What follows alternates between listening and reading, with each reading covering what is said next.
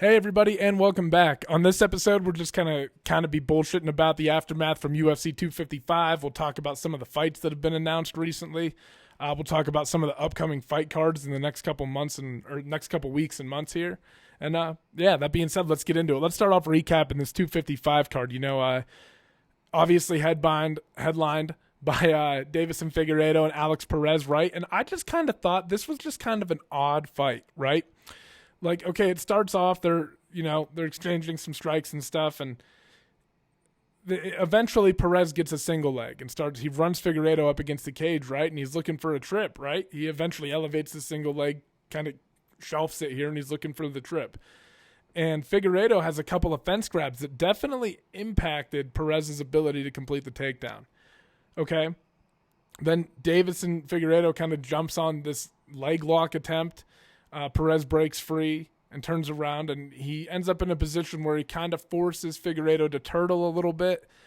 And the difference, though, guys, and like why I personally think the cage grab is a little bit controversial is because, like, if Perez completes that takedown, he completes it up against the cage, right? And for a grappler, when you're on top on dominant position and have the guy pushed up against the cage, I mean, you can really work there. There's a lot to do there. Like Khabib does that, right? And don't get me wrong, like it does make it potentially easier for the guy to get up. But you just saw that, like, obviously when they started playing in open space like that, like Perez did the work to get up against the cage and then was forced to engage on the ground in open space and Figueredo's jiu-jitsu shone through. I'm not taking anything away from the submission in and of itself because it was a good setup and just very well executed by Figueredo, and he's got a nasty guillotine. I mean, he guillotined Tim Elliott, right? So I'm not taking anything away from what Figueredo did once it got there, but just you got to wonder how the fight would have turned out if Perez did. I'm not saying it would have been, I don't know, maybe Figueredo still would have won, but if Perez completes that takedown up against the cage and he's on top and working there, a first round, I mean, you come out and make a statement like that, it can, I don't know. I don't know how the fight plays out. I don't know. Regardless, it was a good defense by Davison Figueredo, and he's going to be fighting Brandon Moreno, who picked up a win over Brandon Royval.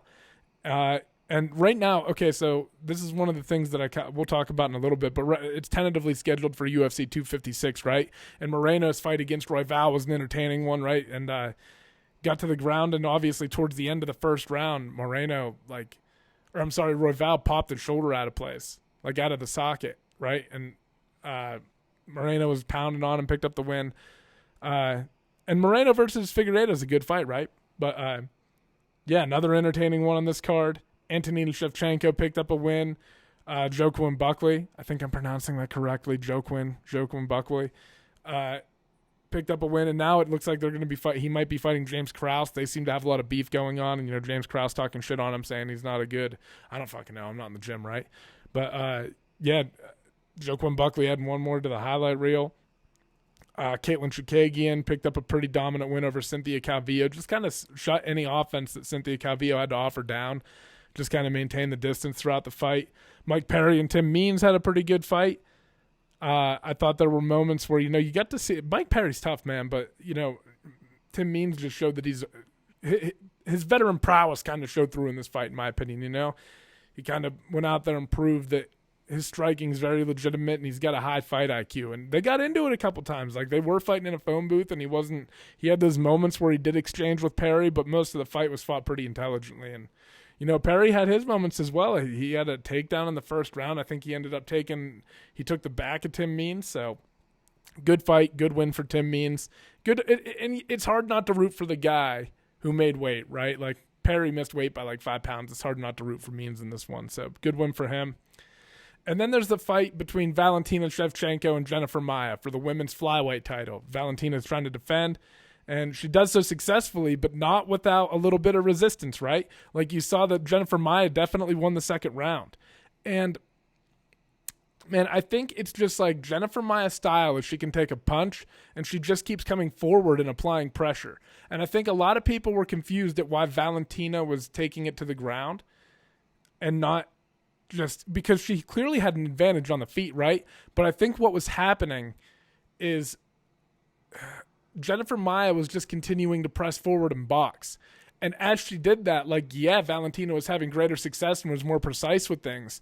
But she was also pushing Valentina back at times. And when you get up against the cage, you know, that's when you give Jennifer Maia the opportunity to get chest to chest. And I think Valentina was maybe a little bit worried about Jennifer Maia being the one to initiate that contact up against the cage. So I think that's why you saw Valentina go for the takedown herself, because she could then be the person on top.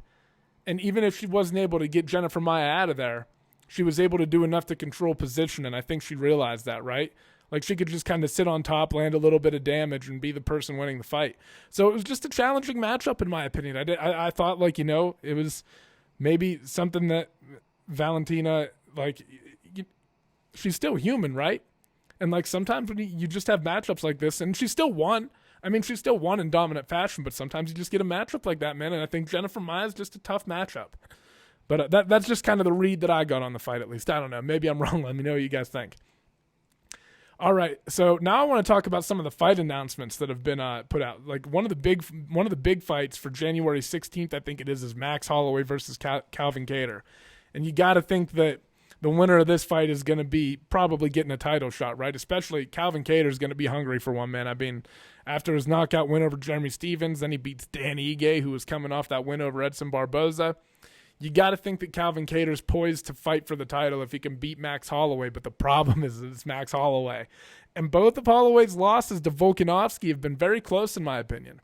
So, you know, this is like, it's not like you're seeing Gator get matched up against a guy who got dethroned, like, in a dominant fashion or anything like that, right? Like, it's like Calvin Gator is going to be fighting a real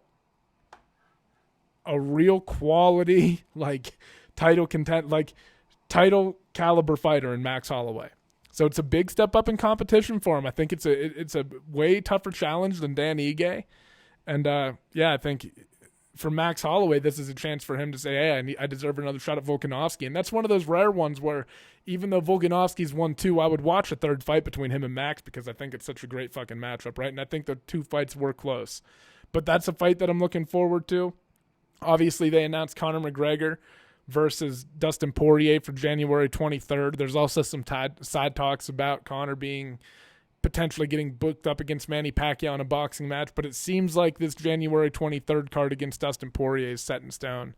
That's a really good fight, especially because it's happening now at 155, which is, I think, where both of these guys belong. And you do got to wonder for, like, Dustin Poirier, man. He's looked so much better since he's bumped up to 55, and he's really had some time to settle into this weight class, and he's been more active than Conor McGregor, too. Don't get me, like, I know that Conor won the first fight, and I still think, honestly, I still give the edge to Conor in this fight, but there's a lot going on in this one, and I think Dustin Poirier's boxing has improved a lot. He's a black belt in jiu-jitsu. This is a competitive matchup, man, and I think it's a fun one for the fans, too, and it's a chance for Dustin Poirier. If he could go in there and get a win over Conor, man, he's going to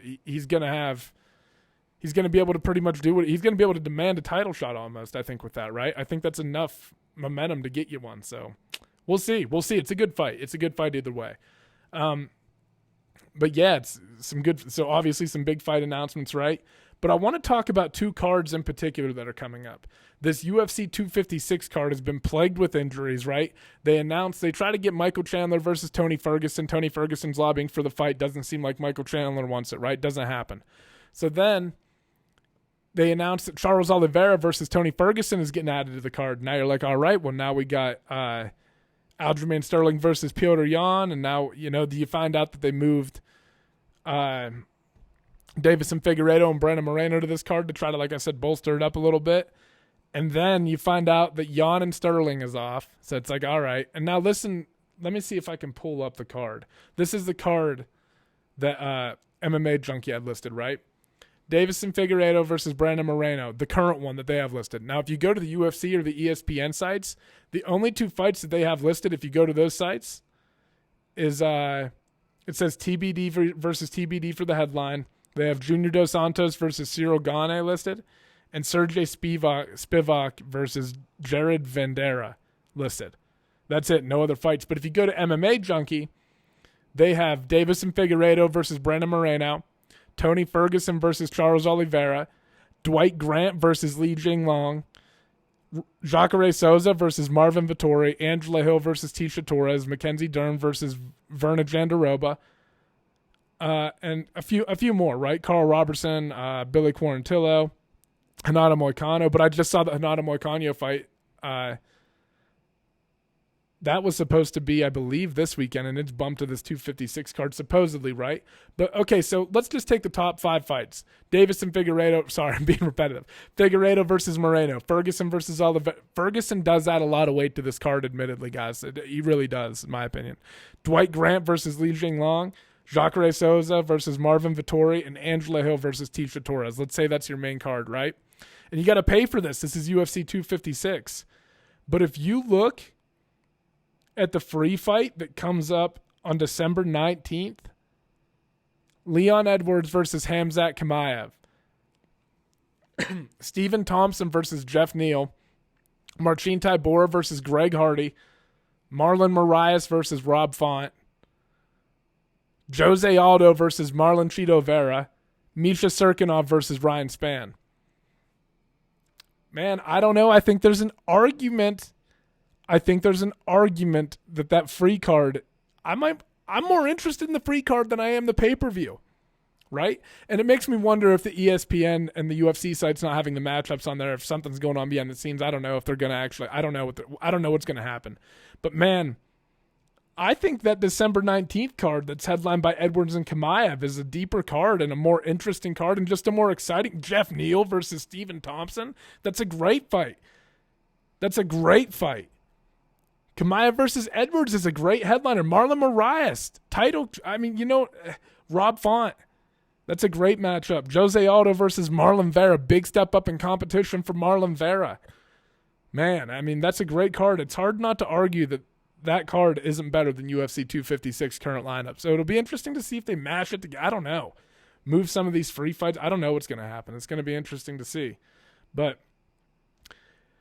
man, I think that's it, though. I think I just pretty much wanted to wrap up the card, talk about some of the matchups coming out, get just a video out and kind of, like I said, talk about some of the shit that's been going on. And obviously, Derek Lewis versus Curtis Blades is fighting this weekend, so I'm going to get my predictions out for that sometime this week, so keep an eye out for that. And other than that, yeah.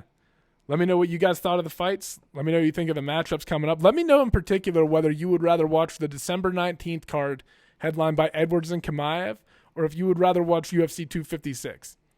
If you had to pay for one of those, which one would you rather pay for? I think I'd give my money to the December 19th card. To the December 19th card, man. I don't know. Anyway, take it easy, guys. Thanks for tuning in. Bye-bye.